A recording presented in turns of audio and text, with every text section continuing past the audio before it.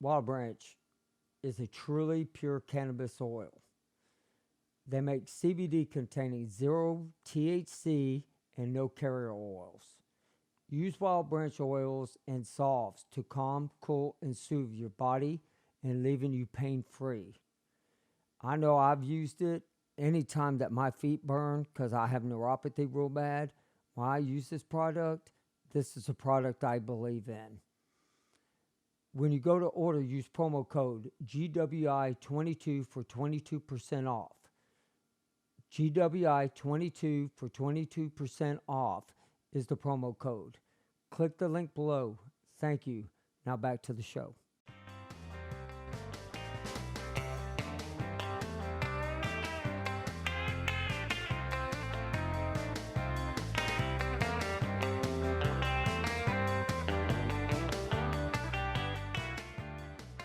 Today, we have Chris Lee, who's going to come on. He's going to talk to us about some vaccine injuries. And we also have Sarah, who's definitely going to chime in on this. How are y'all doing today? Doing good. Doing good. And I got Wade. Wade, how are you doing? Doing great. And then I got my co-host, John. John, how are you doing today? Doing well, thank you. All right, Sarah, I'm going to, bring you in and let's start digging right into this because I got some questions and I got some stuff I also want to say. All right.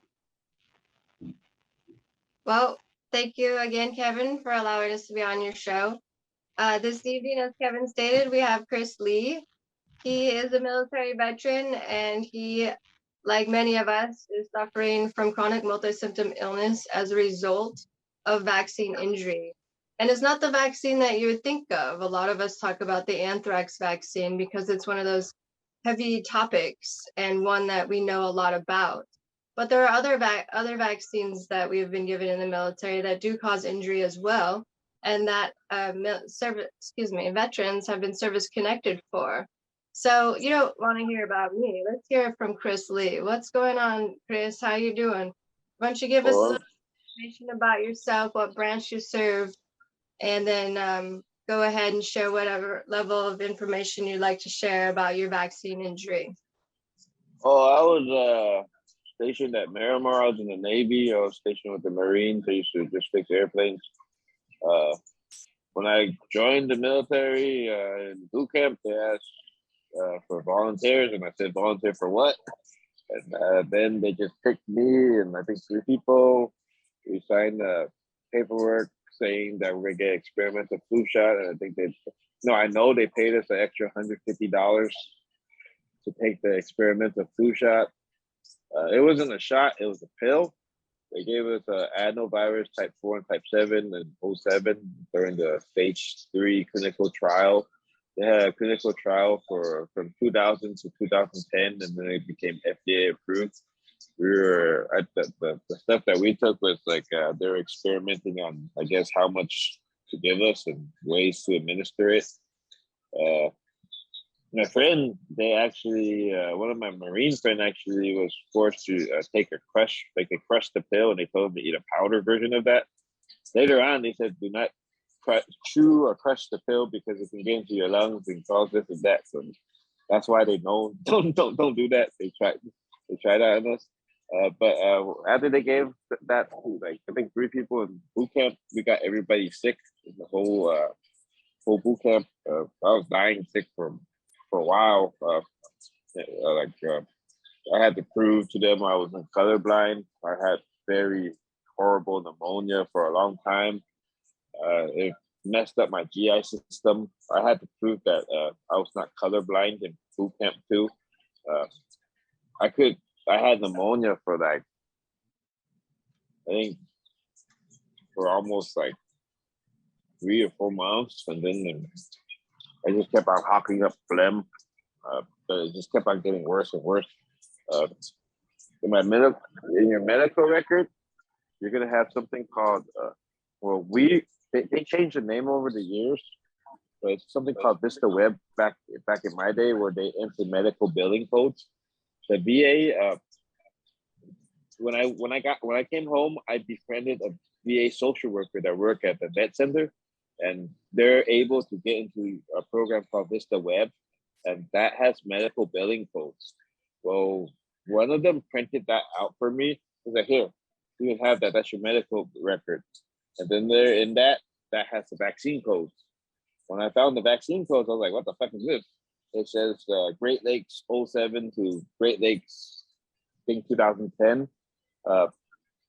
And I guess either I was sick for 3 years or they kept on giving me the experimental vaccine over and over and over for 3 years. I don't know. But I used that. It said like the code was 79.99 ICD, unspecified viral infection whereabouts unknown. And I used that code to file a service connection, and I won the service connection. So I'm the only one that's service connected for adenovirus vaccine. I think I'm the only person service connected for a vaccine, period. But we all have that record.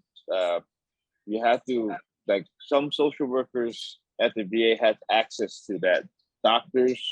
Most doctors have no access to that. It's the business side, the VA business side. They use that Vista Web, the medical billing codes, to approve service connection. Like if you were deployed, you have a code. If you got like an anthrax shot, you have a code. If you got shot, you have a code. That's what the VA uses to they look up to see if you have the code to approve a service connection or not. We all have that. Like, I don't know about the Vietnam vets, but I know like the post 9/11 and when the when they start using the computers, we all have that record. It just, I think over the years they changed the name of the program, but the data is still the same. The medical billing code is still the same. So yeah, I'm service connected. VA found like a hole in my head. I'm service connected for a partial paralyzed 7th cranial nerve. The vaccine can actually cause something called like Bell's palsy. Every once in a while, my eyelids blow up. My inner ear, there's a hole in there, and there's a hole to my skull base. I don't know if the vaccine did that, but I wasn't like that before. But the VA just found that, so I'm kind of messed up. I have to go see a neurologist on Wednesday. Then there I have I don't know. I have to do a lot of stuff. But what I'm saying is, I'm not special. I'm not a hero. I didn't even deploy. They wouldn't let me deploy because I was part of the vaccine stuff. But what I'm saying is, all y'all can get service connected. All y'all can file for a service connection because I won already and I've been getting paid 10 years. It's a permanent service connection for me. But the VA medical side, they won't let them see that I won. The only people that sees that is the VA business side. They can only see like in the blueprint that I'm actually service connected for adenovirus vaccine. It says, hey Chris, so, yeah. I got a question. So how does a service member, you're saying you can only see it on one side. So how does a service member see the one side, or how do they go about you don't you have to gotta get the social worker at the VA to print that out for you on the download. Like they can print it out for you. Like they don't know it's on that. Like when that dude printed that record out for me, he didn't know that I had that code. No, like if you read him that code, he won't know what it is. You have to like look, and there's also are you not to interrupt you? Can you do us a solid? Can you stabilize your camera because you're like jumping? I have a cell phone. Oh, okay. This is on my cell phone. But you can go on. They changed the name, but before it was Milvax. Now they changed it to something else. You can actually go and report adverse vaccine results, like adverse events for the vaccine to the military vaccine department. And the military vaccine department, like when I did that, they actually emailed me back, and I actually talked to them via email, talked to a nurse. I signed medical release forms that they can go on my VA medical record any time to pull up labs. And basically I use that to file for a service connection too. Like I use the email going back and forth with the military vaccine department with the nurses and all that stuff, like a nurse practitioner.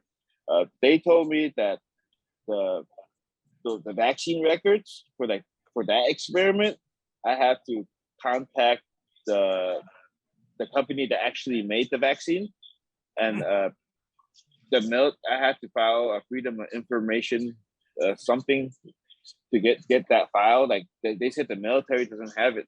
They said the vaccine makers have it. That the people that conducted the experiment has it. So you got to jump through a lot of hoops. I just use the email to get service connected. I don't really care about what records, stuff like that, because that's mumbo jumbo to me. You know what I mean? Like Right. I almost died.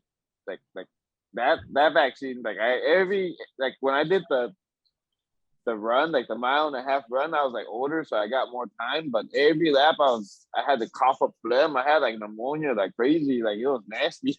Like every lap, I remember I had a mouthful of phlegm, and then I went to the water fountain, and I spit all the phlegm in the water fountain, and then I just did another lap. I was scared that like if I spit on the floor, like I would get in trouble for you know what I mean? But that vaccine messed me up. I couldn't swim. Like I remember they pushed me in the swimming pool and I almost drowned. And I grew up over swimming. Like I had a swimming pool growing up. I know how to swim. I could swim like a fish, and I just did I went on my back and I just floated all the way there. I think actually the vaccine went in my head and it messed up my inner ear. So right now the VA just found that. Like I've been messed up for like the last 10 years, and I just started waking up. But again, I didn't deploy. They didn't let me deploy. I just fix airplanes. I just work with a wrench, stuff like that. I'm just trying to help y'all out. I know a lot of y'all had anthrax, a lot of y'all had all kinds of stuff. But the only reason why I'm talking to y'all right now is because if I got service connected for a vaccine, that means y'all can get service connected for a vaccine. It's not, and I got service connected for 10 years, so it should be a permanent service connection. And the adenovirus vaccine is the J&J right now. The J&J got developed. They've been developing, the J&J been developed using the research that the military did with the original adenovirus. So right now, like most of the world is using adenovirus vaccine for COVID. So That sucks. yeah, we were the first. Like, there's like a lot of people. Like, like I watched on the news like when J&J came out and they said that they had the experimental people, and then like they're all like treating them as heroes. Like, nah, they got the watered down version. They didn't get the shit that we got. They got the easy shit. They just spiked it with COVID. Like they're using the anthrax vaccine. They're using the adenovirus vaccine to try to put anthrax in it and do a self-administered nasal spray. I remember I had to do like a whole bunch of like every 3 months it's my turn to take a flu shot, and I had to stick it up my nose and like inhale those type of shots. Like I don't know, but that's what messed me up for years. Now they found a hole in my head. They found like a hole, like my left ear is all messed up. I've been in low vision rehab. I've been I survived a superbug infection. The vaccine worked. Like when I had a superbug infection, like it should have killed me, but I was asymptomatic for for a while. They didn't give me antibiotics for a couple of years. I was just like I had pneumonia, like walking pneumonia for a long time. I'm better now, but for years I just had the pneumonia, and like I thought it was a side effect for the vaccine, but I actually had a nasty bacteria infection. So I right now I'm also I have an autoimmune disease. I'm AM2 positive. That's my liver. The mitochondrial cells is attacking like my immune system is attacking the mitochondrial cells in my liver, so I'm testing positive for that right now. I'm not getting any medicine from the VA either for that, but I've been testing positive for that for a long time. That's a female disease. Like it's called PDC. Like I think 95% of the people that have that disease is female. So I don't know how I got that, but I'm testing positive for that right now too. So I'm kind of messed up. But I'm not getting medicine for it. Y'all, I'm pretty sure y'all not getting any medicine for anything either. So well, just that's just it. You're right. That's just it. The only medicine we get is a Band-Aid. And I swore today I was going to put a Band-Aid on my forehead and wear it through the whole freaking video. But I forgot the Band-Aid, so all y'all are fortunate I did not embarrass you three. But on top of that, Chris, I mean, you know, it isn't just, you know, Gulf War vets. It's Desert Storm vets. It's everybody. right now, you know what's going on? The Army just released that you don't have to have a GED or high school diploma, and they'll give you 30 grand to deploy right now if you leave immediately. You know why? Say that again? What did you just say? The Army just sent out a memo to the recruiters that you don't have to have a high school diploma, you don't have to have a GED, you just have to pass the ASVAB with a 50 and above, and you can get in. And then there's a sign-on bonus if you leave immediately within the month. It's like you get $30,000 sign-on bonus. So I think right now we're not at war right now. That's right. Yeah, right. You know, we deployed a whole bunch of troops over there, and I mean, I see everything going crazy, but a lot of it has vaccines. Yep. Test the new batch of COVID vaccines. So, are we really at war right now, where we need like to recruit people that bad? Like where are they gonna go? They're gonna deploy in 30. Like they want you to like leave in 30. Like after you go to MEPS, then there you have to leave in 30 days. Like, and then they give you 30 grand. Where are you gonna go? Like what war are we in really right now? Any of the rest of you vets did you know this about? I just saw the what do you call it? Like they started making memes about that. Holy crap! That sounds like we're in a world of hurt. Well, it's a lot of people got out because of the vaccine. They didn't want to take it. And I mean, I know I just found out a customer of mine's been in for 18 years. She got out. They kicked him out because he wouldn't take the vaccine. Really? Yeah. Wow. But, you know, and, you know, he watches the program. He understands. But, I mean, on top of that, you know, I did a lot of research last week after we had the doctor on, guys. That fascinated me about, you know, he believes in mRNA. He, you know, there wasn't anything he didn't believe in about it, but it's the way it's being administered into us. You know, if it hits the bloodstream stuff. Now, a lot of y'all don't know this, but I'm going to talk about vaccine injury on my wife. My wife, about 3.5 weeks ago, had a back pain in her back. And so we went down and, well, not we, I was at work. I was cutting hair, and I never leave work. Just let everybody know. Everybody who knows me knows this. I never leave my job. And my wife's like, hey, I'm going over to urgent care and just have them check me out so I get some back pain medicine. All right. They took her blood and they told her immediately get to the hospital. She had blood clots in her lungs. They thought one lung. So when she called and told me that, I immediately left work because I knew that's serious. I get there, they did blood work. They came and got us and took us back. They were in both lungs. And the first thing they came out and told us was it was because of birth control pills. I, on the other hand, said bullcrap. I said, I don't think that's what it is. I think it's because ever since she got the vaccine, she had long COVID. And before that, she had COVID. And so we both had COVID. We both got Johnson & Johnson vaccines. And then we got COVID again, and then she got vaccinated, and I refused to after that. And so she went and saw, y'all tell me if I'm saying this right. I say redneck way, maybe epidemiologist. Did I say that correctly? Epidemiologist. No, that's right. Shut the front door, man. I feel pretty good about that. So, hey, that's a big word for me, guys. You know, so the epidemiologist sat there and told her that it was a mixture. It was COVID, the pills, and the shot all mixed.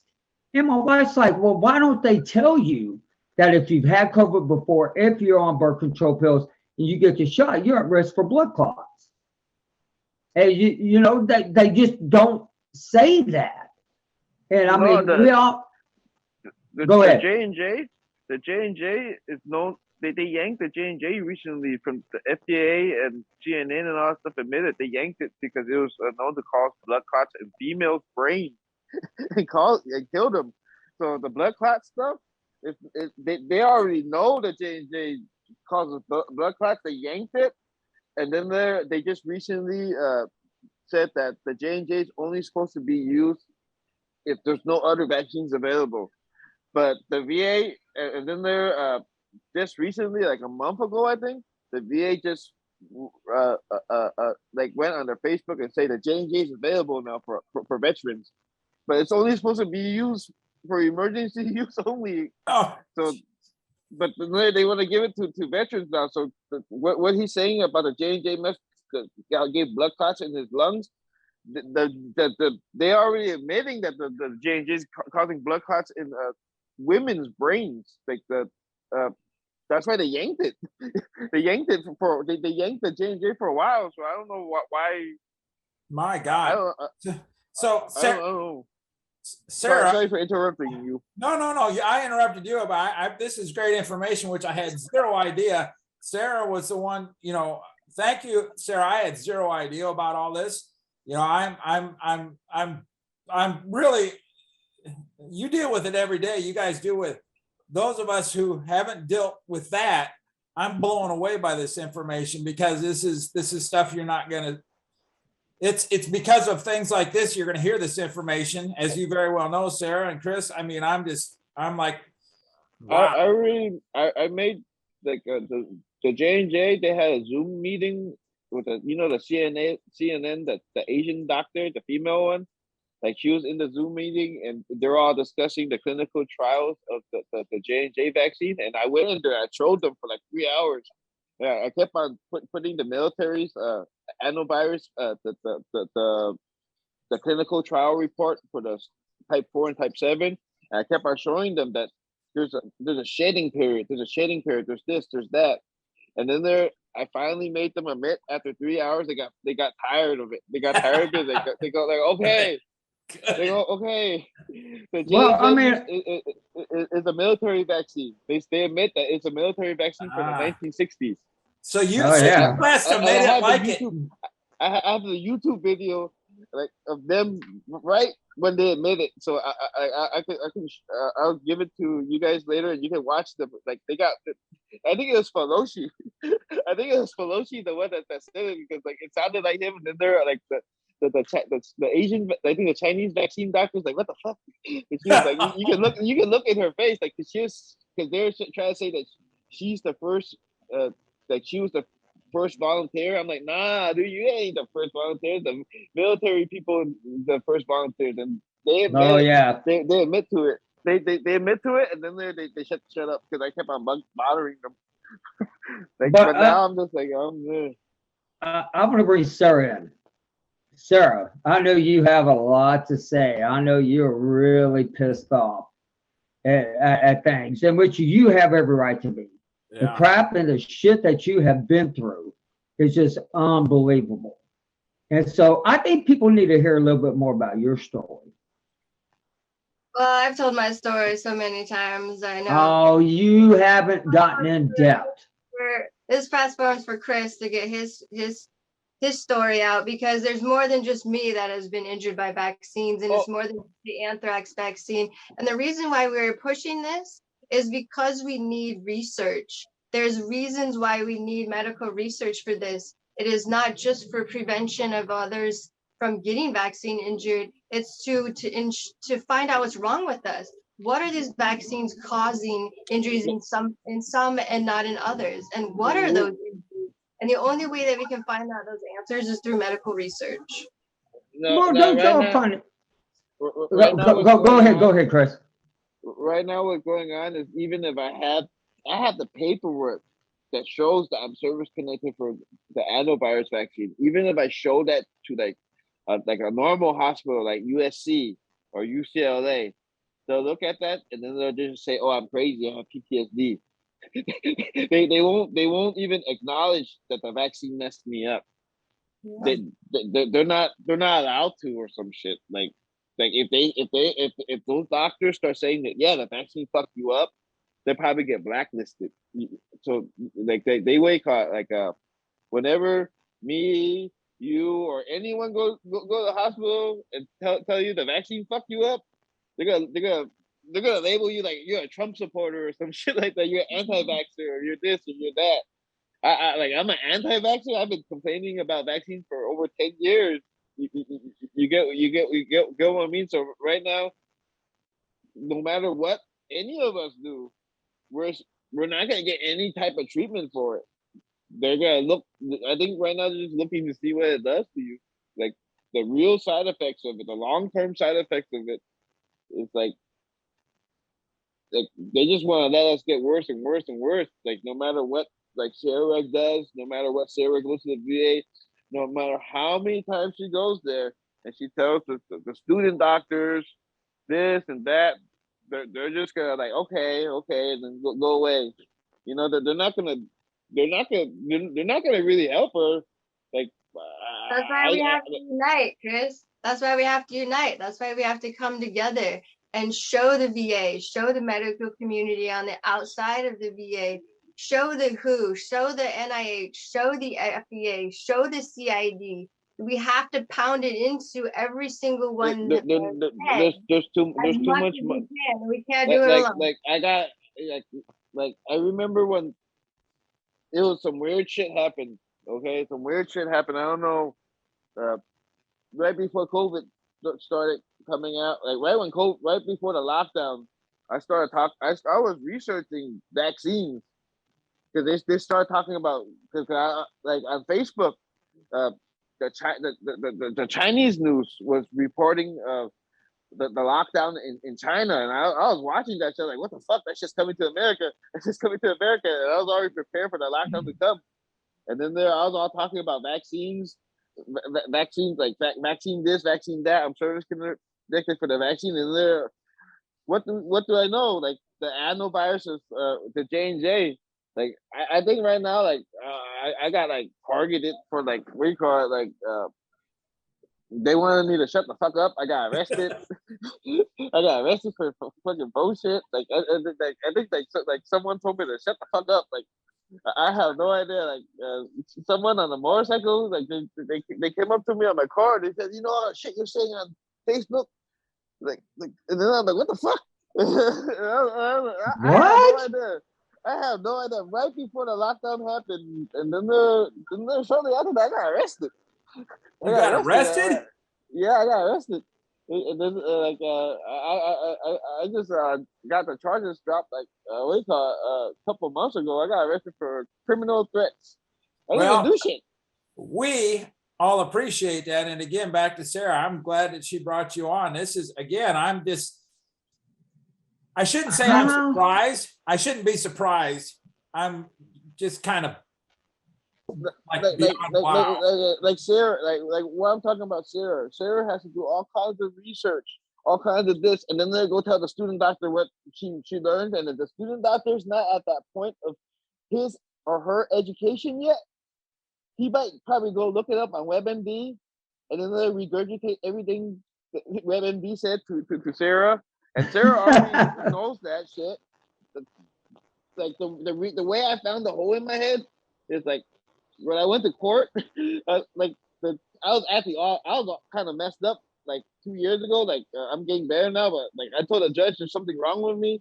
I was screaming a lot. I was like yelling a lot because I have the ringing in my ear, the tendonitis like crazy. But it's because I have a hole in my inner ear. I have something called semicircular canal dehiscence. I have like a hole in the top part of the inner ear to my skull. So I have a hole in my skull too. So the noise that I get like crazy tendonitis, and I always thought that was because of the airplanes I used to work on. It sounds like that. It just sounds like the airplanes at Miramar. So for 10 years I've just been talking loud to people, and I think I've been screaming at people. I don't even know because I'm talking over the noise in my head. And I was telling the judge, like, the reason why I talk loud to people sometimes because I have something wrong with my ear. I think I have a hole in my head. And then I had to tell the VA exactly what scans to do, what tests to do, and then I'm like, do a CT scan right here because I joined a support group on Facebook, and the support group on Facebook told me what tests to take, what scans to do, exactly what to do. And when I went to the VA, I had to tell the ENT this and the ENT that, and he didn't know.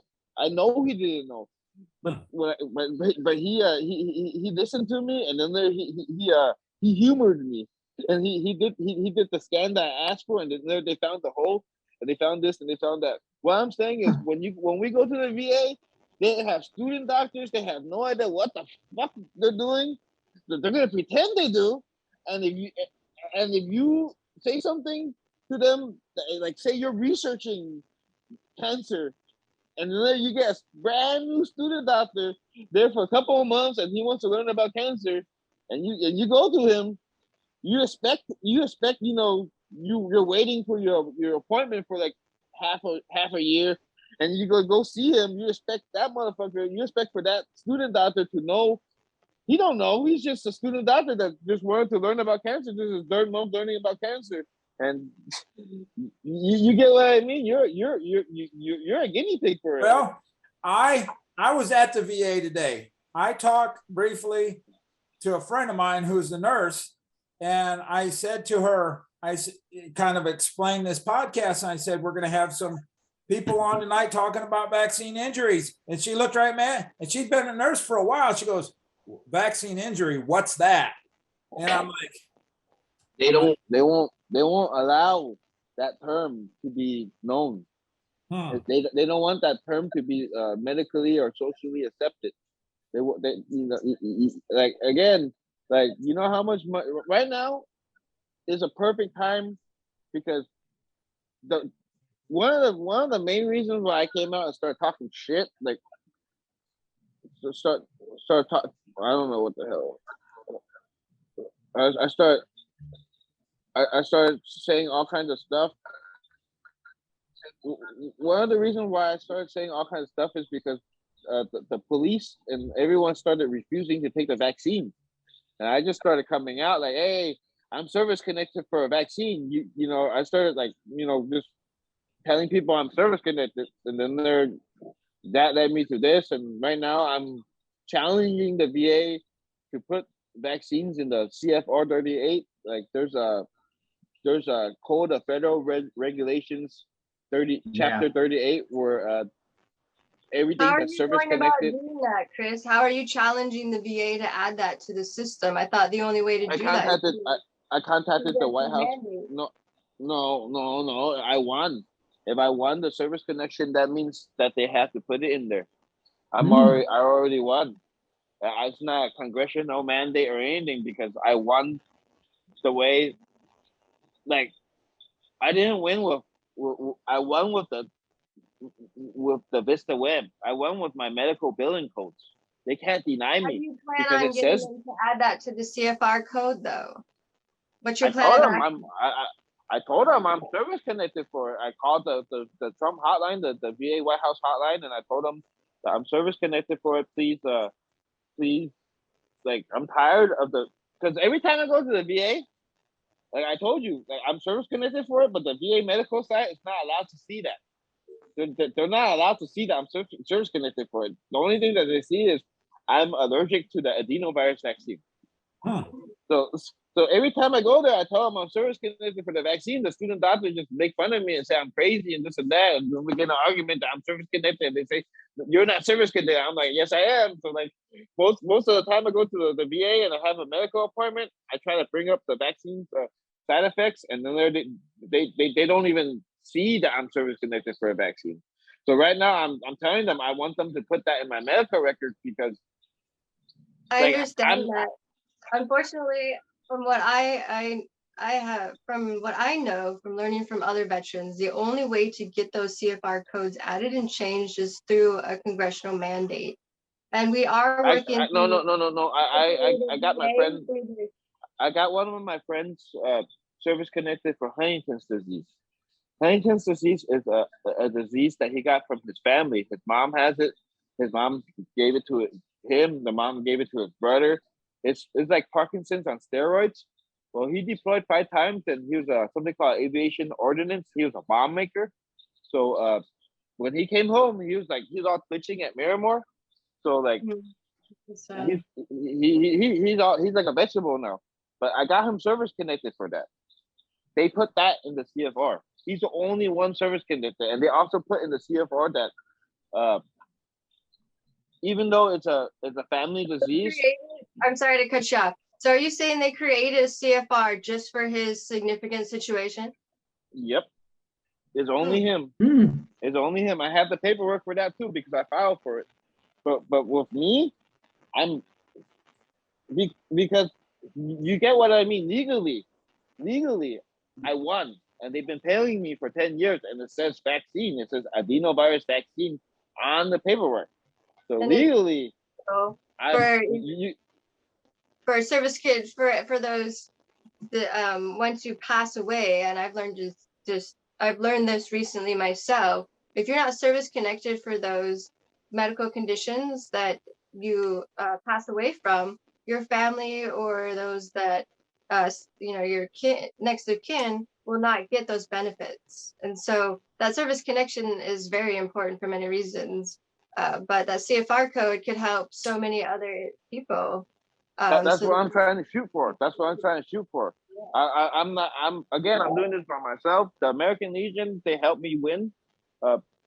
That's great that they were willing to work with you. But I just got mad at everyone, so I'm just doing this by myself again. There's only a few people that want to fight for vaccines. Most people think that we're crazy. Most people think that we're malingering or we're making shit up. So well, most people think that the Desert Storm vets are making it up too. Yeah, I mean, it's true. Right now, that's just if I can do that before I die, if I can do that before I get worse or whatever, that'd be great. But like my main point is I'm tired of going to the VA, and I know I won my vaccine case, and it's in my medical record, and I can't get any medical treatment for it. They just only want to treat the symptoms that I have. Like okay, but can't you go into the VA, Chris? Can't you go in there and show them that you are service connected with your paperwork? Yes. I showed my doctor. I showed my primary care doctor could only read IBS. On the fine print, it says also known as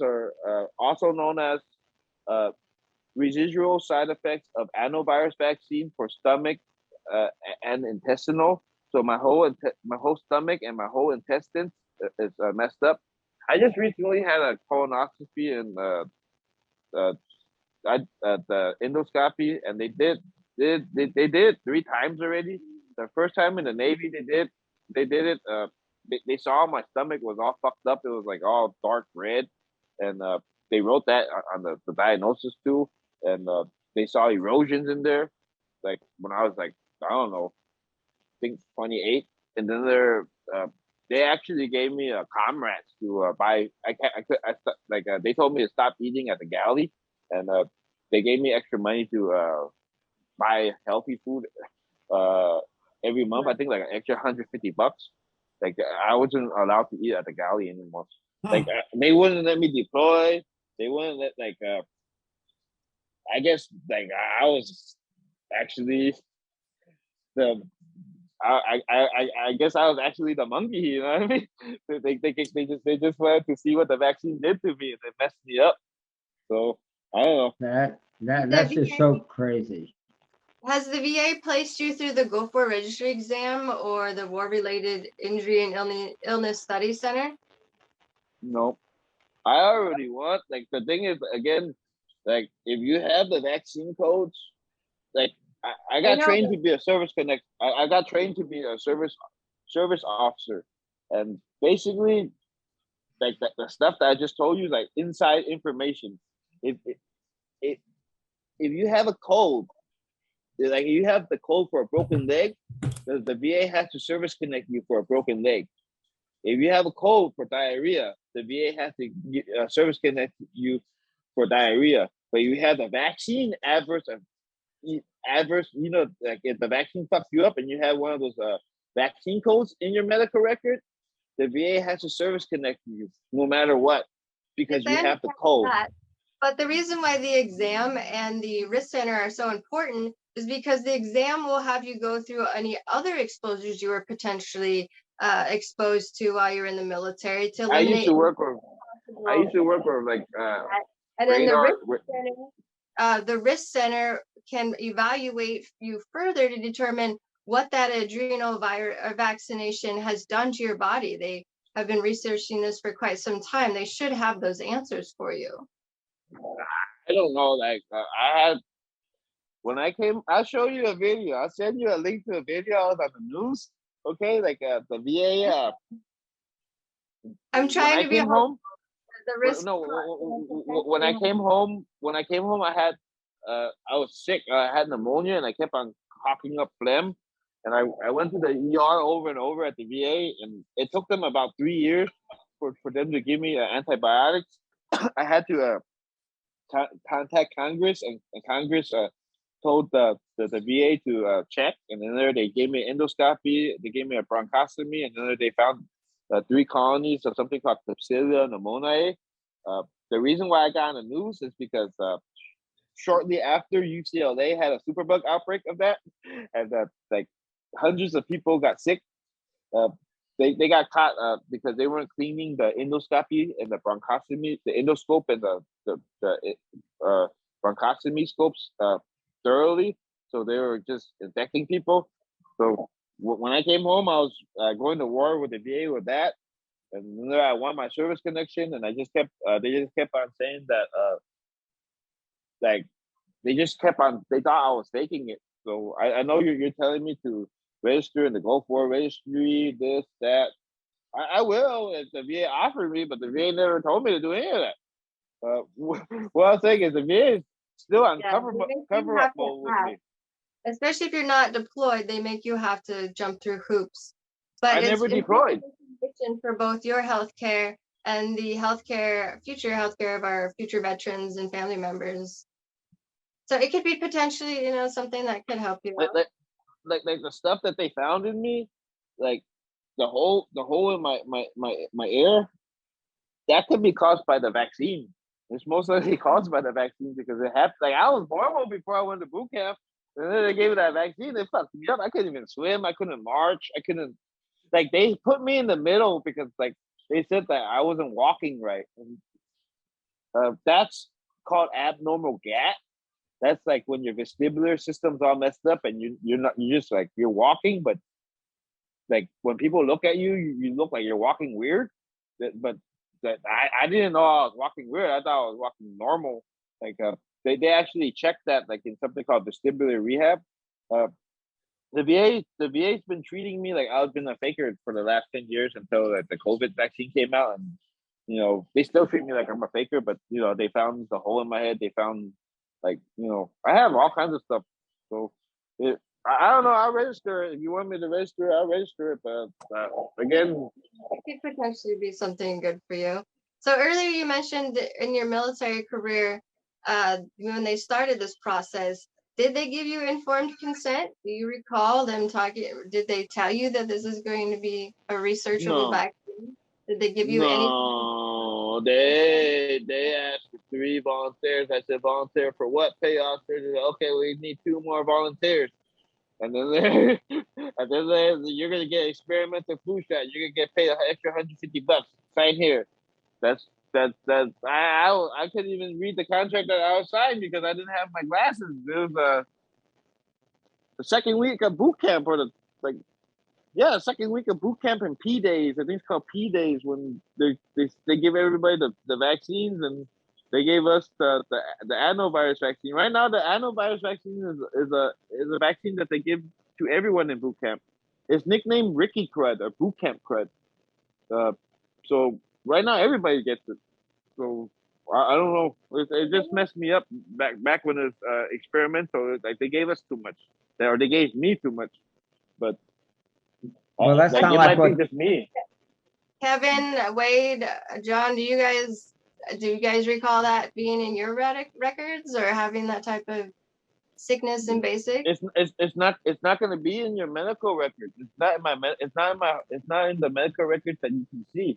It's in the VA. Like again, the VA social worker, they printed the Vista web out to me. Again, if you guys go to the VA often, if you go to a vet center, you talk to a social worker, because that social worker has to check if you're a post 9/11 vet, if you deployed to Iraq, and they look for the codes. And if you have those codes, they let you in a program. That's why they have access to that stuff. I don't know if they changed. Again, this information is over 10 years old. This is what they were doing to me. Like they gave me my Vista web printout 10 years ago. So they're good. Every time you go to medical, every time you went to medical, you seen a doctor, they wrote a medical billing code. It's a medical billing code. It's just medical billing codes like normal, like civilians have.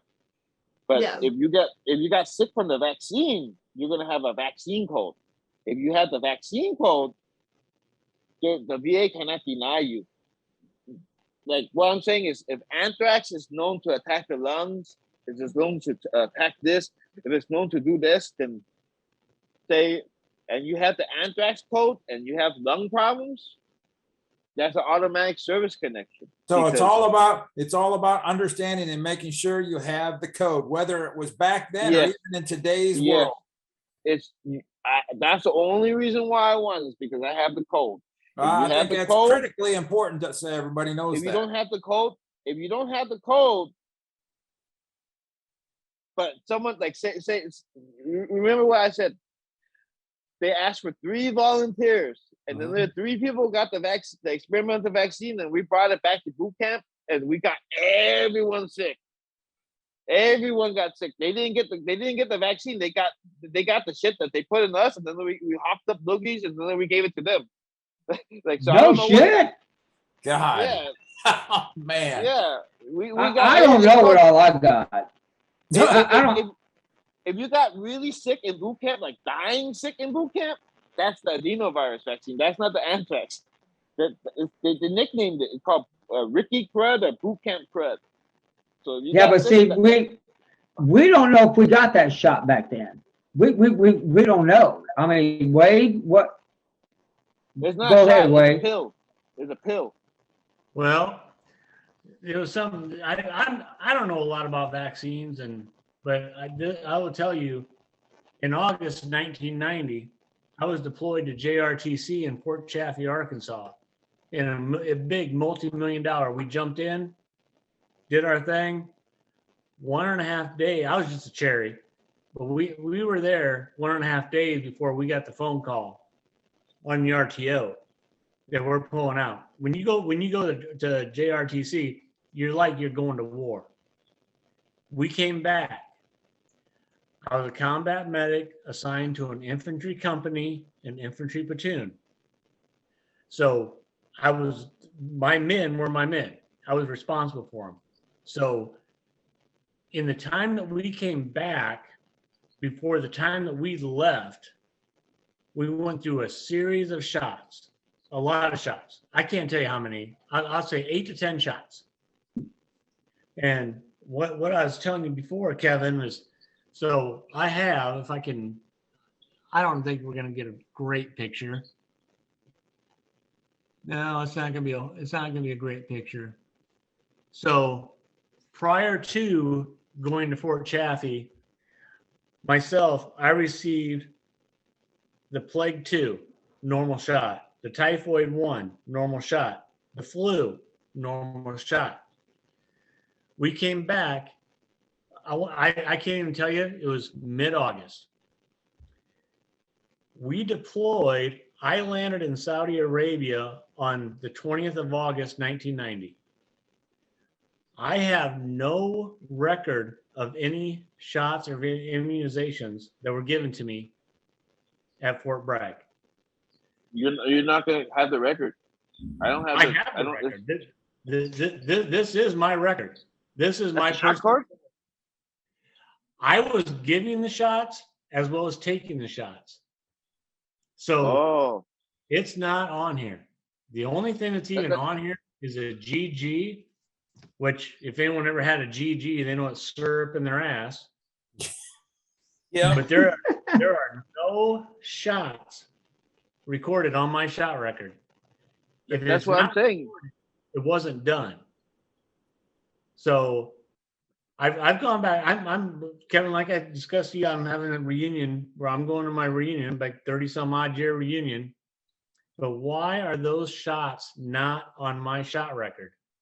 Is It's my not on my question. record either. My I- adenovirus vaccine is not on my record either.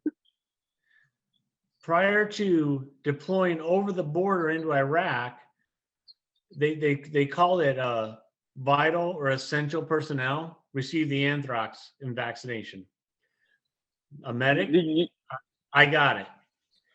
So, but that is not in my record as well. So, my question is why? And I just discovered this a couple years ago when I found my medical records. Not many people have their original shot records. This goes back to 1987 for basic training. So where or why are those shots not annotated on a record that I should have been kept myself? That's It was Clinical experimental. trial. That, Clinical trial. experimental. That's how I feel about it. Yep. But it's not right. None of it's right. I mean, number one, I can't even tell you what I got in boot camp. I stood in line, and before I knew it, my arm was feeling like it was going to fall off. Going out there, same thing. You lined up, you got shots. You didn't ask questions. You We just got did it. shot in both arms. We walked down the line. They were shooting both arms. You guys know about the executive order 13139 Nope. signed by Bill Clinton?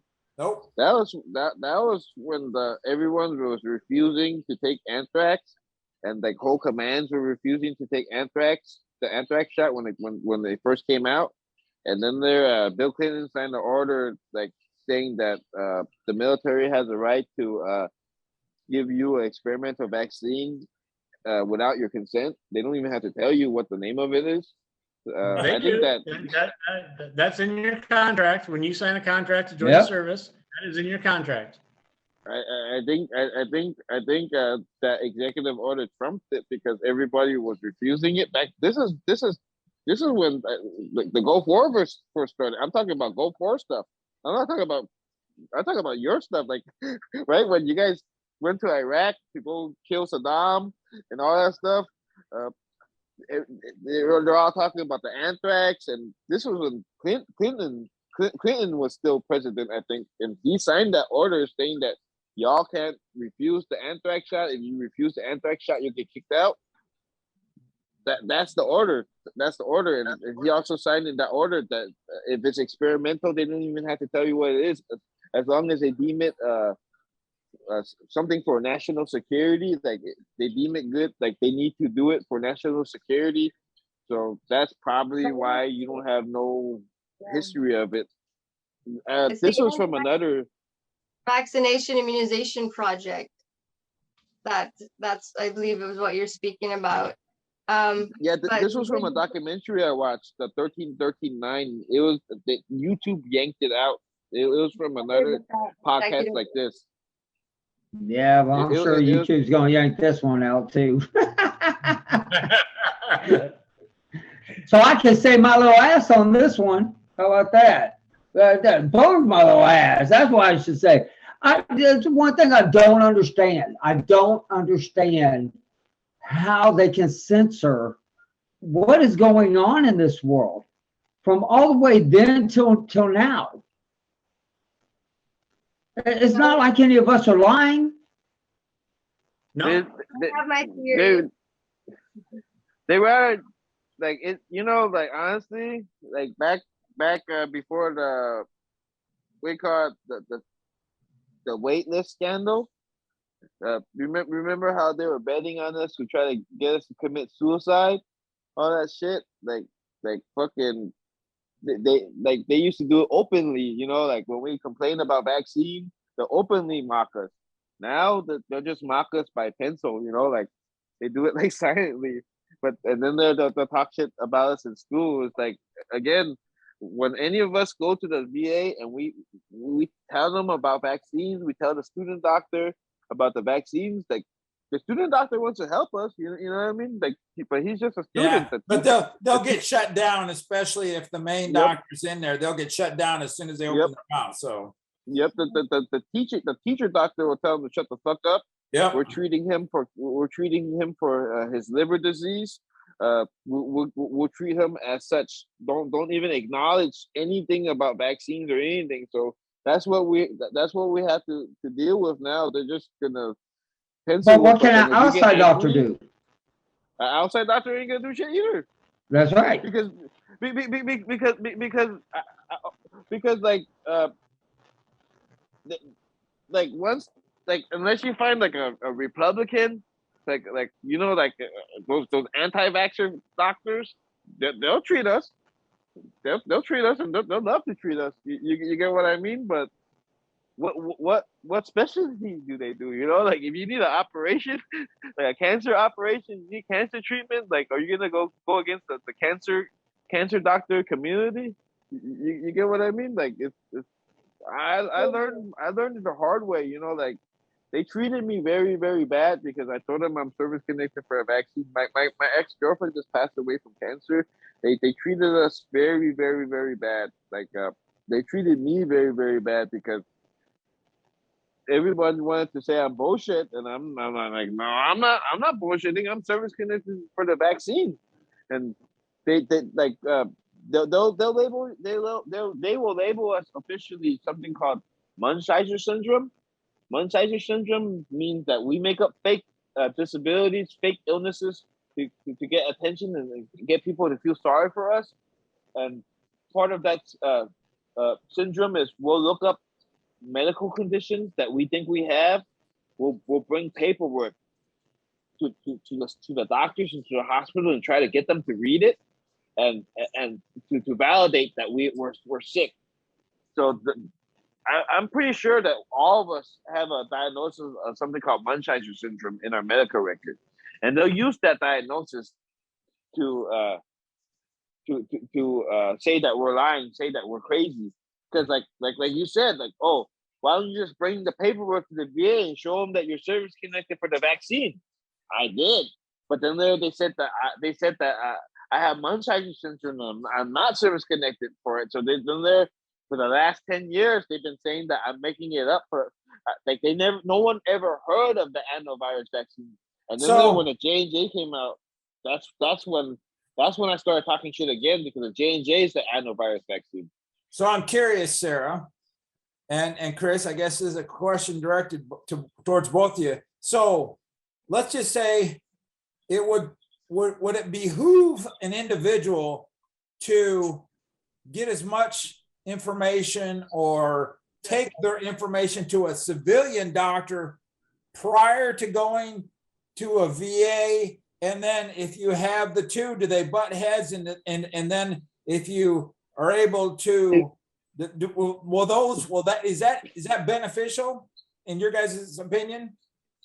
Like I'm pretty sure Sarah knows this. If we have an actual, if a blood test comes up and say we have an actual autoimmune disease like lupus or like this, or like I'm testing positive for AMA-M2 positive. I take that blood test to a normal hospital. They will respect the blood test. They will respect the CT scans. They will respect, MRIs. If they see cancer, they will operate on us. They will give us cancer treatment. I was in a cancer hospital too. They removed the mass in my throat. The VA just found another like a cyst or mass in my head too. I think that's why I'm actually in the UCLA brain tumor clinic. They didn't really talk to me about it yet, but they found that on the scan, and I'm pointing it at like. It's a long story, but what I'm saying is, if they find stuff wrong with you, they'll treat you for it.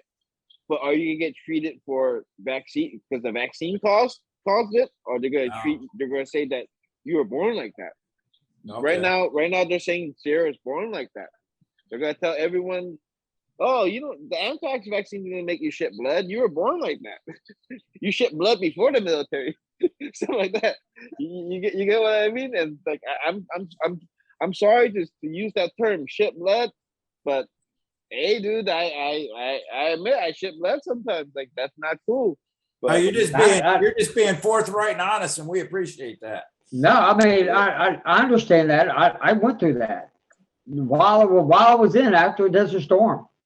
I'm not doing that no more. But before I did that, like I just recently did that like 4 years, like 4 years ago, and then there I asked them to check the endoscopy and colonoscopy, and then they found two cysts. I already have cysts. Like I'm like 43 years old. I used to work with a lot of radiation stuff too, so I don't know. I don't know if that might be the reason why I'm having cysts. They found a cyst in my back. They cut it out twice. I have one growing right here. I think they found one in my, I don't know, somewhere right here, or in the right part, somewhere right. I don't know. But I had to go back, and they had to keep an eye on it, I guess. But what I'm saying is, like, they'll treat us, but do we have to pay for the treatment? Like, I have Medicare right now, so I'm cool. But like, when I went to the civilian hospital to get the cancer surgery, they found a mass in my throat too. They did surgery. They did surgery. The surgery cost 25,000. Medicare paid 24, and my copayment was 1,000. I'm lucky to have Medicare right now, but I'm still paying for it. You get what I mean? Like like some hospitals will charge more. Like there's an operation for the hole in my head thing. That operation costs like 75,000 per operation, and sometimes they need to do it like 2 or 3 times. And like I'm I'm fucked on that. Like I have Medicare. I'd rather go to UCLA and get the master surgeon to work on me, or I can go to the VA and have the student doctors drill a hole in my head, lift my brain, plug the hole, lower my brain, and then they patch the hole that they drilled in my skull. And then I had to trust that they did everything right. You get what I mean? I understand the dilemma. Yeah, I get it. I'm like thinking like I just have the hole in my head. Fuck that. Well, I know. Live like this. I know, like the Houston VA, they're like emergency room, they're actual doctors. And so when you go in a hospital, that actual doctor oversees it. And a lot of them guys that are in at least Houston, they come from, high ranking medical schools in Texas that like Baylor. I'm like, shoot, I'd rather a Baylor student. No, you gotta listen. You gotta listen to this. Okay, you're having this medical student cut you open and doing something that you might die from. And they're learning, bro. They're not gonna, like, if they fuck up, they're not gonna tell you. Yeah, but here's my thing: is From my it's better. It's better them. Go ahead, Sarah. Hi, Kevin. From my experience, it doesn't matter if it's a student or a doctor that's had 20 plus years. They're humans and they make mistakes. But what matters is whether you're going through the VA, civilian sector, or the university level. Doctors come in many forms, and every single area has the good ones and the bad ones. And you really, when it comes to a complicated case file like myself and Chris, it's trial and error trying to find those doctors. And the same thing is with the chronic multi-symptom illness community. There's a multitude of civilians that have chronic illness, and they're going through the same battle of finding doctors that have the education to deal with the level of No one goes to school to learn so about it's all about anthrax. the doctors. It's not so much if it's at the VA, it's not so much if it's the civilian sector. It really matters on that doctor's individual level of education and compassion for their patients. Yeah, that's a good point. I like that. You got a very good point. It's the compassion. And I mean, most of my doctors are very compassionate. And Like- I mean, go ahead, Chris. There's researchers like Dr. Golem. Dr. Golem, I love her. I never met her. I talked to her on Facebook once, a couple of times. And I read her research. I love her. But the thing is, it's only her fighting for us. It's not the rest of the medical world. It's her. She's a doctor. She's a medical researcher. She has UC San Diego backing her. But it's only her against the whole world. You get what I mean? That's She's fortunately not the only one. There's a group called Physicians for Informed Consent. They are doing many things for the vaccination process.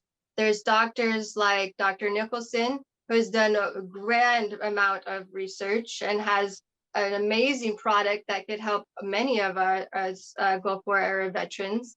And then there's also Dr. I just spaced her name, Meryl Nass, who was one of the major researchers on the anthrax vaccine immunization project. So I'm hoping that we can get her on the show in the future, Kevin, so that we can have that expert advice as well. Thank you so much, Chris, for sharing all that you have. How much more time do we have, Kevin? Don't think Next time. I got time. Ross Camp Institute. Okay. Huh? Oh, yes, Ross Camp. Yes. Yep, And Ross Camp. I need to bring Ross Camp back on because and see what more research that they're doing. But did y'all not find Dr. Nicholson amazing? That was awesome. That Plethora was, of information. I don't care who you are. I feel like he was the start of our fight. no, he was You- literally the start of the fight back in the 90s. He was the man. You guys feel free to tell those doctors that you guys mentioned my story about being service connected and everything, that I won my vaccine case and how I won it. I'm pretty sure they'll be interested because that's the way I'm talking about. It's like legally they cannot deny it if you have the code. So Yeah. if that's what I'm saying. Like that's why I'm talking to you. I don't know. Like I'm not trying to say anything about anything. I've been alone and been fighting this fight by myself for a long time, and you guys been I've seen you on Facebook try to been fighting for years, been fighting for yourself, been making connections. So if you feel free to tell your friends, other doctors what I just said. I'm just saying. Again, I've been dealing with my other stuff. My own medical conditions and everything. So I'm just telling you, what do you call it? Like the horror stories of, trying to get medical treatment. But what I'm saying is, like, again, you have those doctors, like, what you get what I mean? Like, just let them know, like, we can. I'm service connected, so other people should be able to get service connected. I don't know. Well, that's what Operation Truth is about. That's what we're trying to do, is change the vaccination process for us all, to include getting service connected for our veterans who are suffering, to include yourself. So if you would like to be part of that process, we have a survey on our operationtruth.net website that you can go ahead and fill all of that information in, that we will provide to US Congress and whoever needs to hear it, so that the VA is diagnosing our veterans with vaccine injuries and the importance of why we need medical research and the funding to do so. With that being said, I totally spaced on what I was going to say. Take it away, Kevin. Well, you know, Perfect. I really don't quite understand though how any politician or anybody out there can sit there and say they're for the vets when you have this many veterans hurting. Well, I I'm mean, gonna take a picture. it was great. You know, it's great that Chris was willing to come on and tell his story, because it's because of the podcast that put the information out, that let the veterans know, you know, the ones that are suffering, and information like Chris and Sarah and Wade and yourself, we all put out, because you don't know what you don't know. And you're scratching your head and you're like, what am I missing? And it's bit by bit, you put it together. And like Wade said so many times, one person at a time, you know, Well, and then the that's information right, bro. hopefully travels. well, Wade, And I can't believe that with the many Gulf War veterans Facebooks, that I'll see people on there. Hey, I was in the Gulf. I'm sick. What is this? Yep. And I'm like, where have you been? And that's just me. That's just me. I'm just thinking, where have you been for the last 30 years? And right. you know, they probably got out of service, got a real job, real insurance, you know, and life took it. I mean, we're all getting older. We're starting to have diseases and aches and pains that we normally should have. Some of us sooner than later. Some of us, they say that we're aging 10 years faster than our population. But I'm just like, where have you people been? And that's why I like this, because it's an outreach and one person at a time.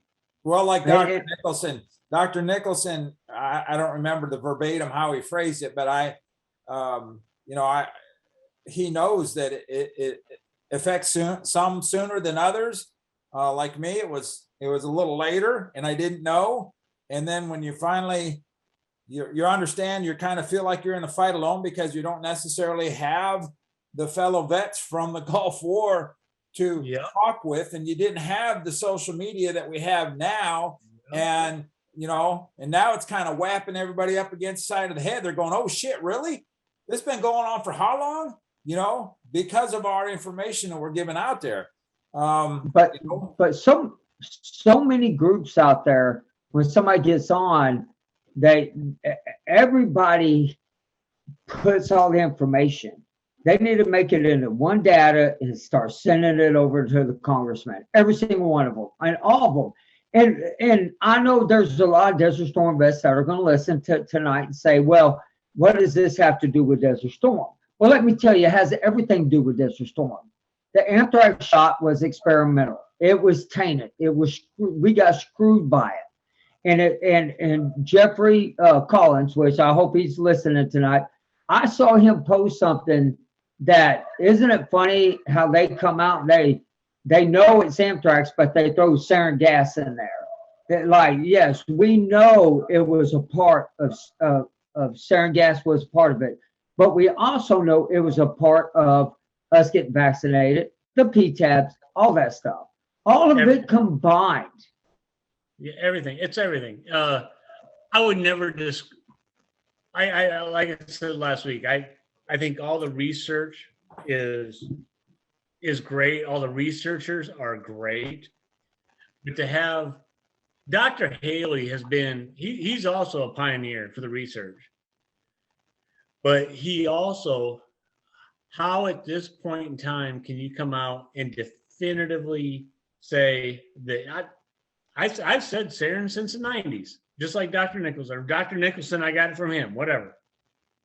But how at this point in time can you conclusively say it's one thing? I don't believe it's one thing. That's just me. I mean, I'm not a doctor. I'm just the guy that throws shit in a dumpster. So I love my job. Yeah, Wade, not even the VA thinks it's one thing. And if you go to their own VA's public health website, they have a multitude of exposures listed that could possibly be causes of Gulf War illness. The only thing is they're not doing research to find out what. They're researching our medical problems. They're researching the medical conditions as a result, instead of really finding out what those chemicals caused in the body itself. Well, and you do know, Sarah, that the motto, and I mean, maybe Kevin probably has seen this, but it's deny, deny, deny until we die. Yep. And I mean, we are the second version of the Vietnam veterans with Agent Orange. We're the forgotten veterans, like the Korean veterans. We are passed over. Right. And just to let y'all know, so I watched this thing the other night, and I'm so glad you said that, Wade. And Biden got up there, and Biden was bringing up every war, but he never once mentioned Desert Storm. Nope. I saw it. I saw what you're talking about. And I'm like, I mean, no offense, Sarah, Chris, or anything, but everything seems to go post 9/11. Right. At this point in time, it is. Like my shrink, he's post 9/11, deployed 3 times. But great. But and I said, why are we forgotten? And to hear him talk about, well, the chemicals they were exposed to, which I do know the chemicals out there they were exposed to, what was bad, the post 9/11. But we got the brunt of it. We got it when it started out. We inhaled all that oil. I mean, people have no idea what it was like pulling in the Persian Gulf, seeing them oil rigs on fire. Just like a lot of guys don't know what the hell who lived on the sea like I did, what it was like to see the burn pits completely on fire. I mean, a lot of that stuff was left over. And then to get sprayed on top of that, Saddam wasn't an idiot. I mean, the guy literally, we may have went later on down the road and, finally got him, but he got all of us. He got along. That's it. He got us. Well, I think like Dr. Nicholson, I don't remember, somebody posed a question or the conversation about how much the dosage of whatever we were exposed to, the multitude of things that we were exposed to in the Gulf. And, the various guests that we've had on since this podcast, kind of interesting. You could tell that some of the men and women that were closer or further ahead, more advanced units and maybe larger exposures, some of the people, like, I mean, Wade, you're a medic, so you're going to be out in the front, especially in an airborne division. And I was an engineer. I was slightly in our particular unit was slightly ahead. And I'm kind of, after hearing Dr. Nicholson comment that some exposures are greater than others, that's why some of us got sicker a lot quicker or have a lot more prevalent issues very early on, whereas some of us, it was very slow progression as we got older. Right. So that was interesting. Research that I saw from him, and we didn't have a chance to get into it last week. Last week went along, and this is just I don't even know where I'm calling this from. 2000s. So we get toxins, we get nerve agents, we get this, we got our immunizations, and I mean Sarah can school me on this, but is it squalene that are in the immunizations? Now that's the questionable adjuvant, yes. Yeah, squalene. So it's all in your cells. It's all in your body. So what I read, and this is a long time ago, is your body mass has a lot to do with how your body's going to react. Kevin, how much you weigh? Now or then? Now. I weigh. That's a good question. That's rude. I weigh 160 pounds. Okay. I'm 5'9", I weigh 172. Okay. Body mass index. John, I know you weigh more than that. Yeah, I weigh about probably 275. I'm 6'2". So it's the body mass index and the body fat stores that. Now, the heavier you get, you have it more stored. The leaner you are, the less effects you should feel from. That's just something that has always stuck with me.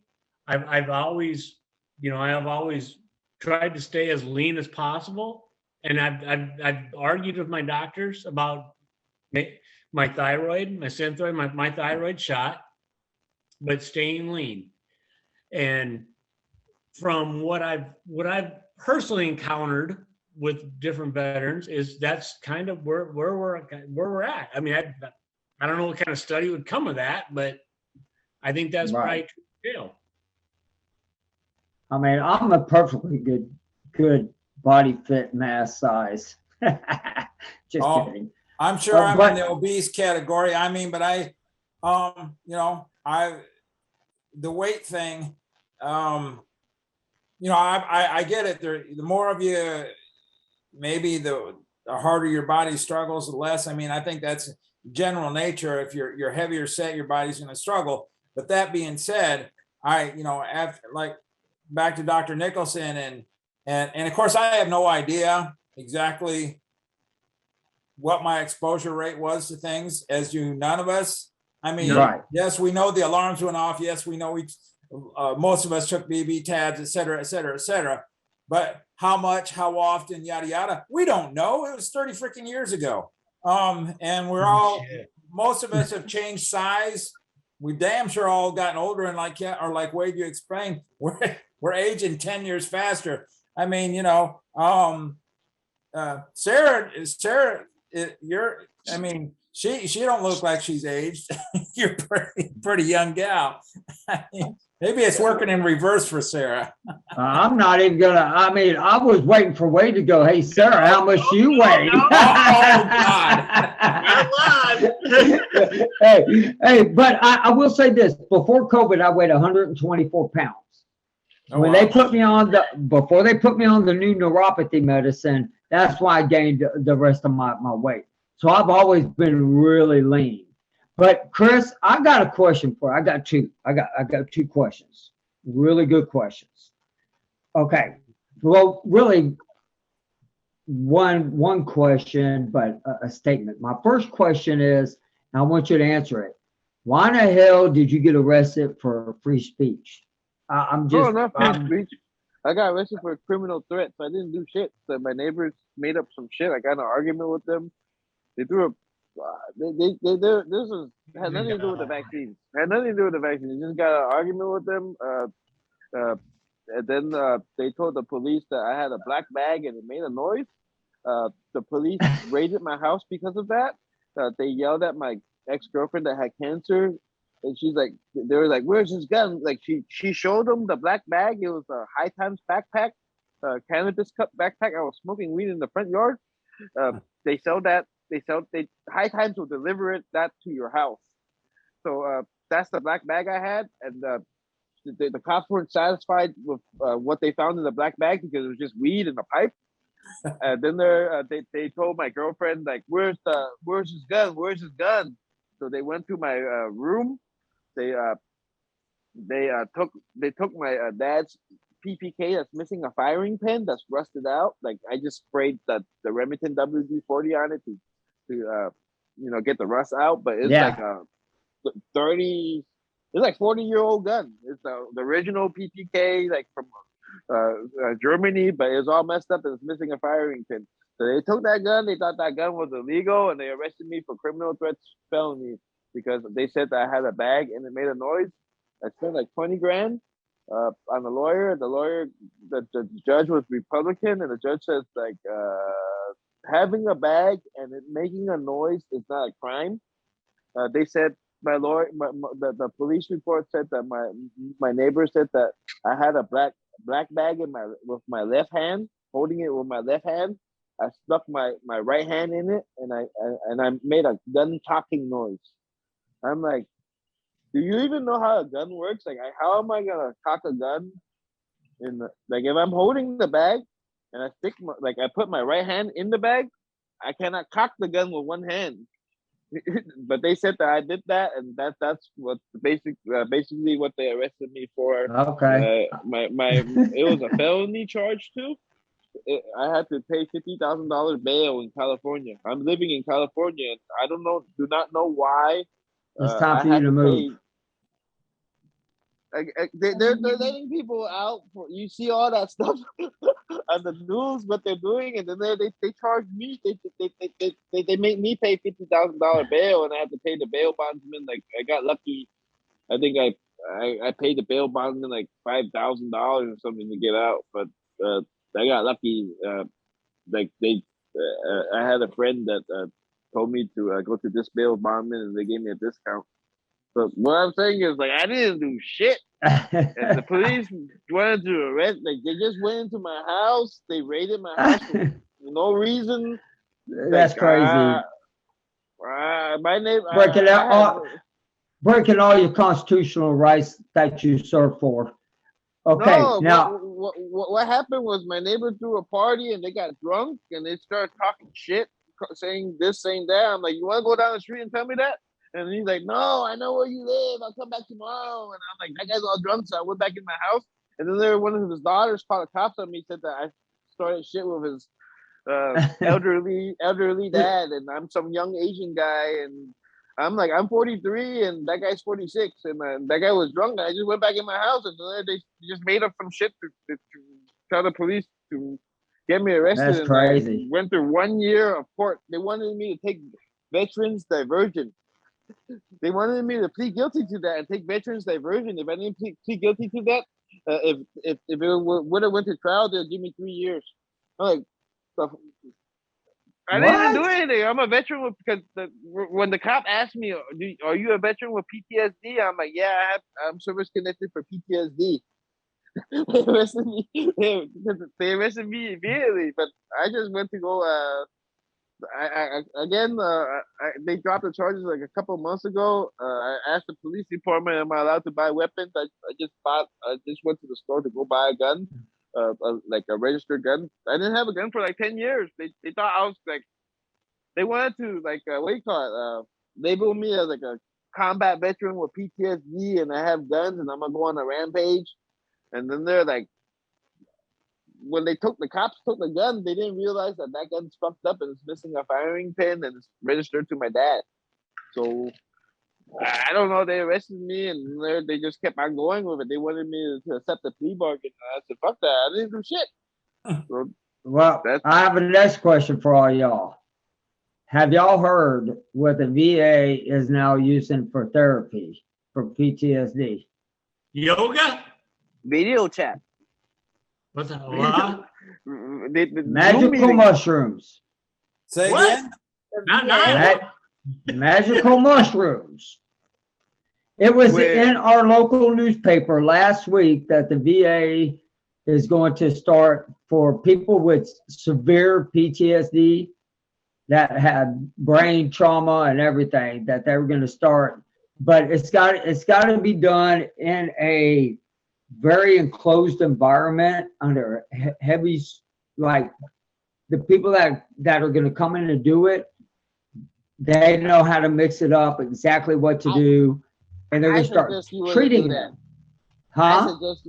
I suggest if you want to take shrooms, take shrooms on your own with your friends, and you'll be cool because they're gonna give you some shrooms and they're gonna start fucking with you about PTSD shit. Like you're gonna have a bad. But they literally say that they can go in and literally, for a lot of the combat vets, cure their PTSD. I got the article and I'll try to get it posted up on the link so y'all can see it. So taking shrooms is going to cure PTSD. But they won't legalize marijuana for pain. I mean, See, my Marijuana therapist legal. told me they were in talks about smoking weed for PTSD. That's what she had shared with me, that they were in talks about it. Now you're telling, yeah. So you're telling me that now that in Texas they're doing it. What the hell is that? Hash. Oh, okay. Bubble hash. I can grow. I grow. Hey, Kevin, are we on YouTube now? Is that what we're at? yes. Yeah, that's live right on YouTube. Okay. Yes, live. People text me about that. I just curious. Yeah. California allows you to grow, so you know, I had a suggestion about that. Because Sarah, where are you at? I'm in Washington State, but I'm about to go back to Michigan. But well, okay, so they're both legal. Yes, they are. Yeah, so You're surprised I knew that, weren't you? What was that? You're surprised that I knew that both states were legal. I'm not surprised. There's a lot of states in the north that are. We're still struggling at the south. But I Yeah.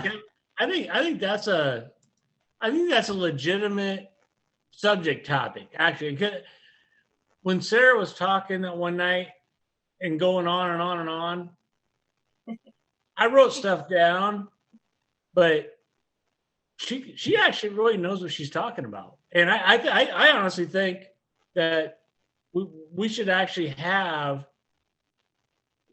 realistically, John's smiling. What kind of back ass word compliment was that? John's thinking, I'm just going to go to my farm field and pick it, is what he's thinking. God. man, okay, there's all right. There's no more that's going out to the cornfield picking and all that stuff because I don't want to hear what y'all gonna say about Texas people. But Sarah is like an expert. So I've been doing my own research, and after I had my notes. You know, I take notes, and so I think we should actually have maybe one episode of just an open-end discussion, just a discussion. Yeah, should it be illegal or should it be legal, and should it just be used for medical or for recreational?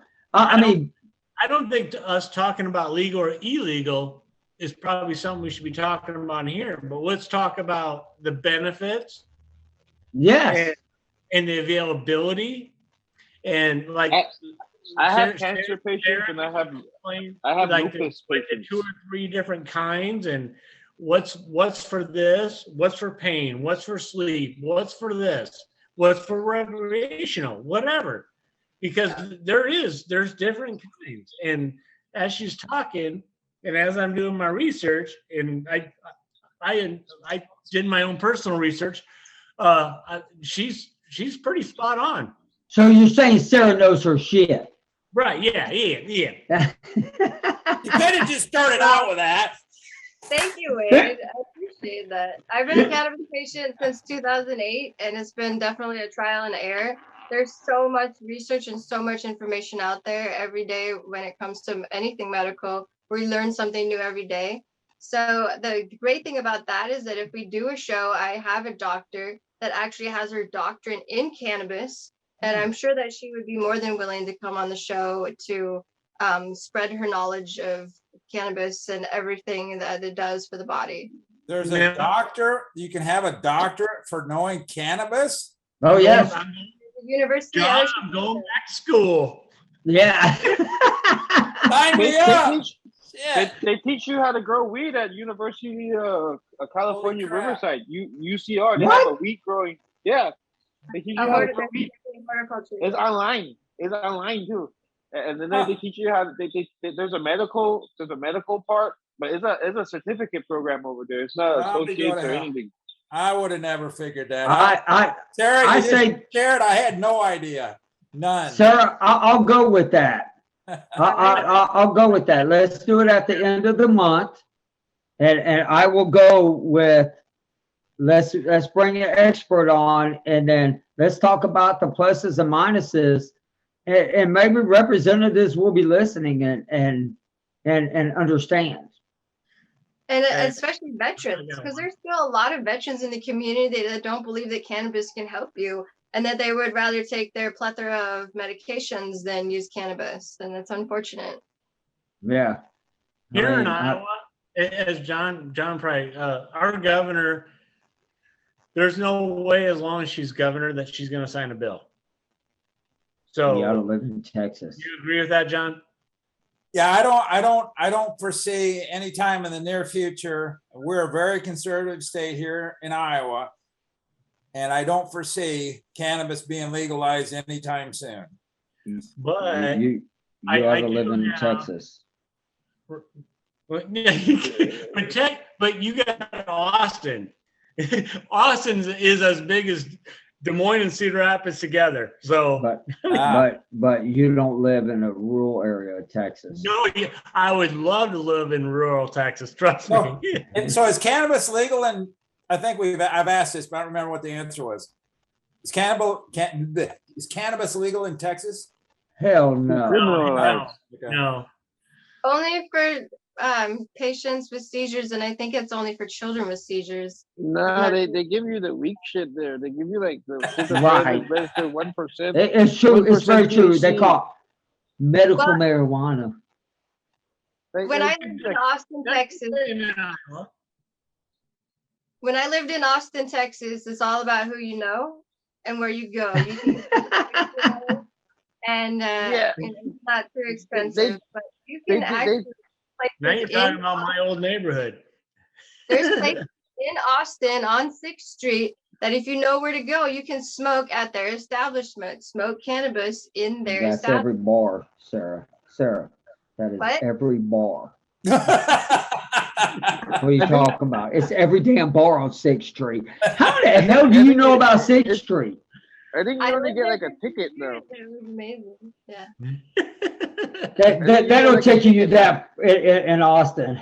No, Austin's a different breed on that 6th Street, man. You had never seen anything like it in your life. John, you No. walk down that 6th Street, No. your life So- will change. I don't want to go there.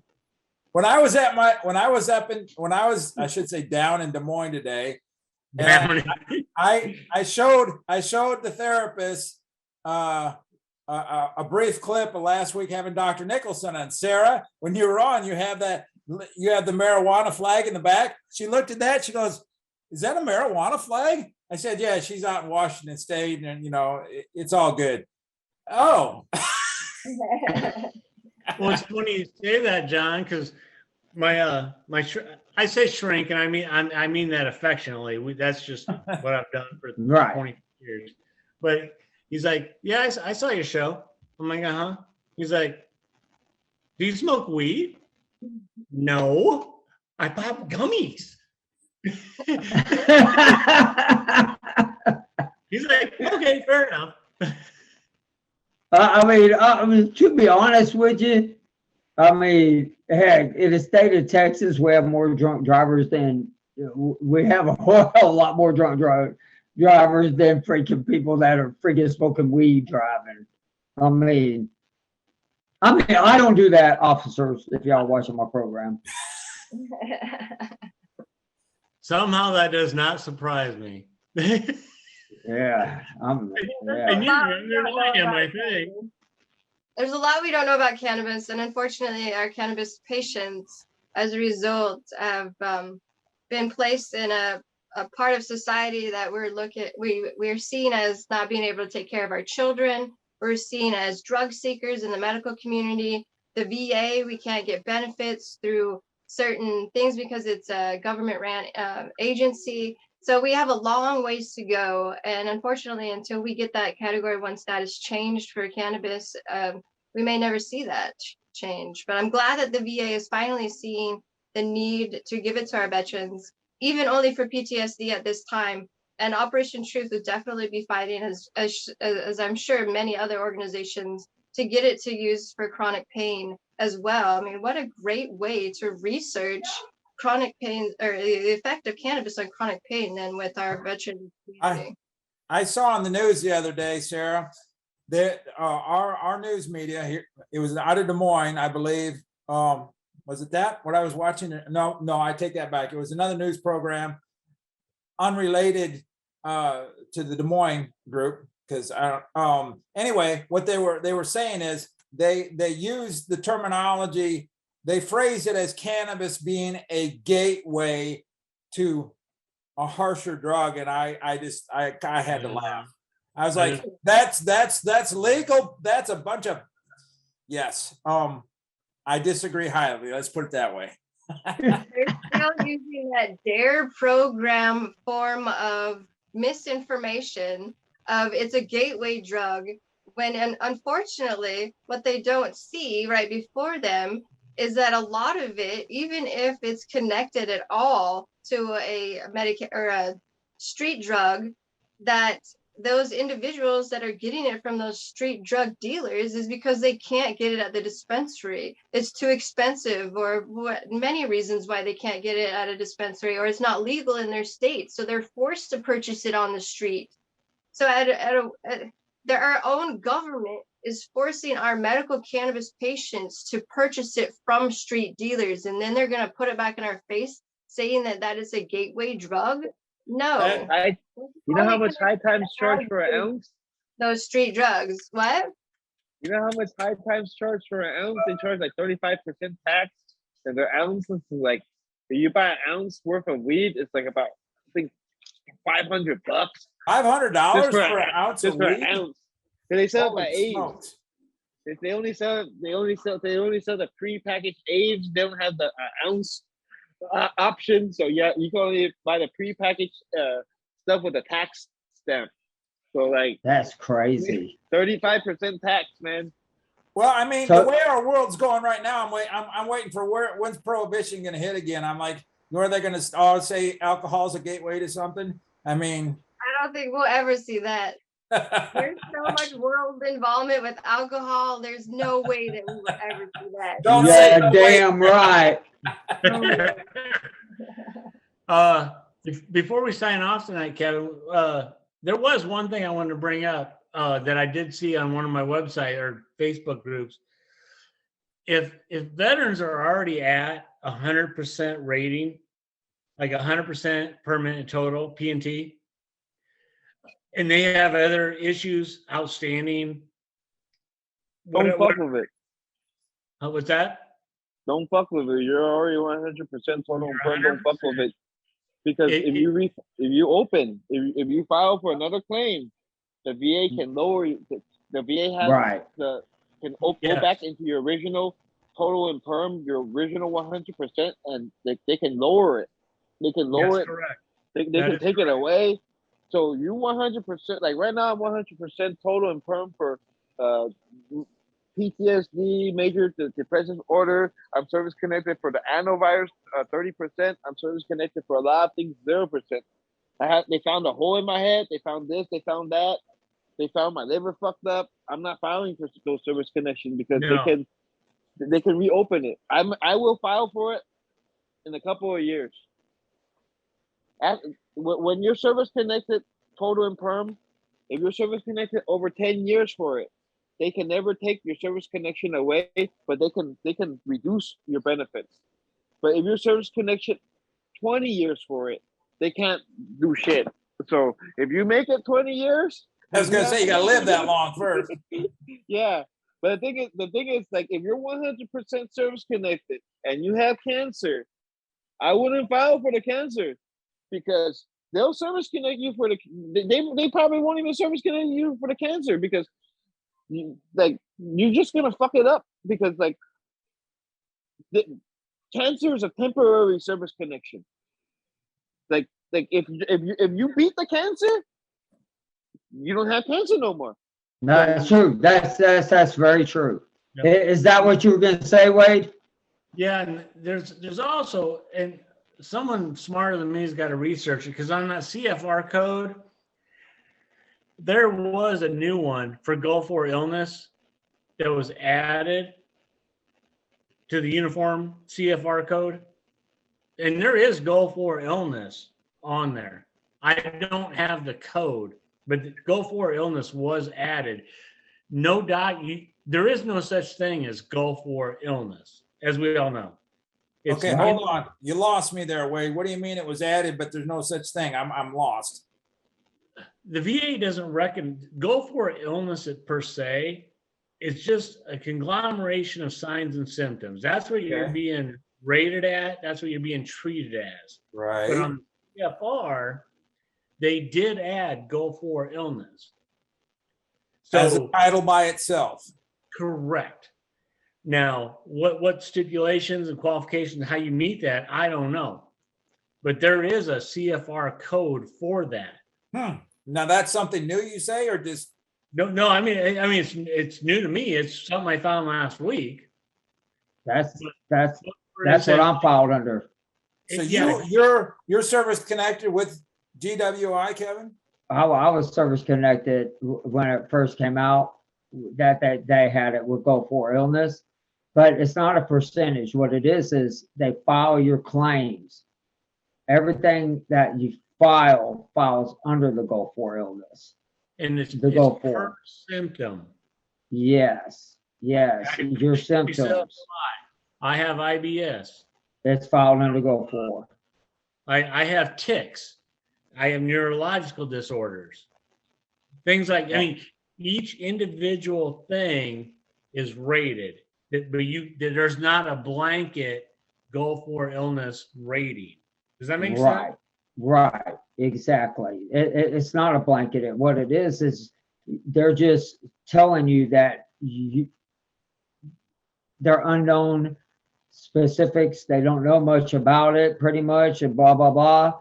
And they file all your stuff under the Go for. Because I asked my VSO officer about, is my stuff filed under? She said, yeah, it has its own like code. That's exactly how she said it. So everything you file under is filed under the Go for. So when you file something and you've already been diagnosed with Go for Illness, Go for Illness, because you take a Go for Illness exam. And that, Go ahead, Kevin. and so what that ends up doing is that puts all your stuff under the Go for Illness. But what they don't do, and this is where I've seen on Facebook a lot, there is quote unquote no such thing as Go for Illness.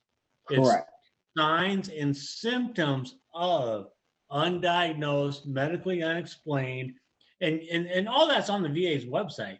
But each individual site, my big toe hurts. So you file your big toe hurts, and separate to your headaches. Each individual sign and symptom has to be filed for separately due to an unexplained illness. Correct. And if I can throw a friend out, Kevin, if anybody that's watching this, Denise Nichols is awesome. She will help anyone get through, talk to. She knows what she's talking about. Am I right, Kevin?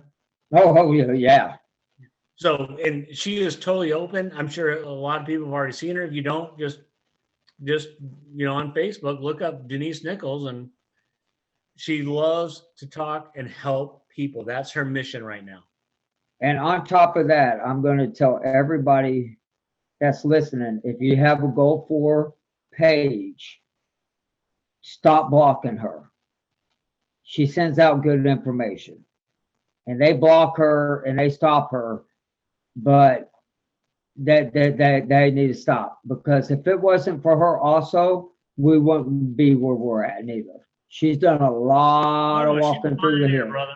She's a pioneer. She's a walking dictionary of things that are out there information wise. I mean, she's a plethora of information. I mean, just right. Well, we're going to go down the list. Chris, do you have anything you would like to add? No. Well, thank you so much for coming on to the program, man. I learned a lot. It is very informative. I hope a lot of people learn from you. And now knowing that you have been diagnosed and you are being, what's that damn word I'm looking for, guys? Rated. Covered under the VA. Yeah. Rated for it.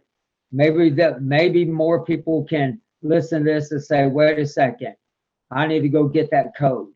And everybody know what billing codes are. If you don't know, you can find any biller, or I can find out for you. I can tell you the code because my wife's a biller. Wade, I'm going next is you. The thing I'll say is that if you're a Go for veteran and maybe you're sick, you don't know anything about it, you can reach out to any of us. You can contact your local VSO, American Legion, VFW. Everybody has a veteran service officer. Just reach out and they are there to help you. Man, brother. when I talked to the American Legion about this stuff, the American Legion is the actual uh, organization that helped me file for the claim. They gave me law books. They trained me how to be a service officer. They trained me, and I'm like 10 years ago. I was like the crazy guy. I was like, "Hey, help me, help me." Those guys told me that, "Hey, we're Vietnam vets. We deal with Agent Orange. You post 9/11. You are the one that have to tell people this." So I'm the only one with the adenovirus. You guys are the only ones, or not the only ones, but you guys are the few ones that are taking the torch for the anthrax and all the other stuff. And what I'm saying is, no one's gonna do it unless we do it. Amen. It's like I agree with that, Chris. I totally agree. the lawyers, the higher ups, they're all the Vietnam vets. They're all Agent Orange experts. They all tell me, I don't know about that stuff. You have to learn that on your own. You have to find that. You have to figure that out. You get what I mean. So right now, what we're doing is we're figuring it out. But we're like without us, no one's gonna know. I apologize for interrupting again. No, it's right. I'm glad you said that. John. No, I just, Chris, thank you so much for coming on. Sarah, thank you for connecting with Chris. I think this is like, as Kevin, I've learned a tremendous amount. And I just very appreciative of all the information. A lot of stuff that fellow vets just point blank aren't aware of, because you don't know what you don't know until people such as Chris are willing to come on, and Sarah, Wade, Kevin, all of us sharing our information. It's a huge amount of information, but I mean, I think it's put out in a mannerism that we can absorb, you know? So. Yep. Amen. Sarah? Well, thank you so much, Kevin, for having us on the show and allowing us to express this part of the environmental toxic exposures that cause Gulf War illness or chronic multi-symptom illness. Thank you, Chris, so much for your vulnerabilities and being so open with your story and wanting to use your story for change. This is how we make change in the United States. We unite, we bring it to Congress, and we demand that they change it for us all. So thank you so much, Kevin, for putting this podcast together so that we can get this information out. You're welcome. And I want each and every one, I want to thank all y'all. Chris, thank you so much for coming on. Of course, Wade, Sarah, John, you know, I always appreciate y'all's insight. We will do this at the end of the month, the last Tuesday of this month. We'll have another round table. Sarah, you can go ahead and get a hold of your young lady that could come on. But I want to leave everybody with this note. When you go to file, you let them know when you go in, Wade is correct, 100%. When you file, there's no code in there that says, oh, you have Gulf War illness or Gulf War this. That's what it's just filed under. Make sure when you file your claims, and it's under the presumptives, it's under the Gulf War presumptives. When you go to the doctor, let them know, educate them you were in the Gulf War, what you're experiencing. Do not give up. If y'all have any questions, y'all know how to get a hold of us. We're always on here, and mainly and big part to the families, the ones that support us, the caretakers, the children. Y'all not left out of this. I want Gulf War babies and parents and all them. I want one of their people to come on, and I want to talk to them. I want to dedicate a full hour to 2 hours talking to them in this group about children, vaccinated, I want to be all there, of it. Kevin. And so I'm going to work. I'm going to talk with Shelley and see if she'll be willing to come on, because I think that is very important. But I want to thank Dr. Golem's research said that the antibiotics messed up the mitochondrial cells, and for females, the like they pass that on. They pass that mutation on to their kids. Like yeah, There's a lot that's passed on to our children that is unbelievable. But I want to thank each and every one of y'all for coming on to the program. And I want to thank all the listeners and everybody. Email me if y'all got questions. If you want to come on the show, if you want us to hear your story, please come on to the program, tell your story.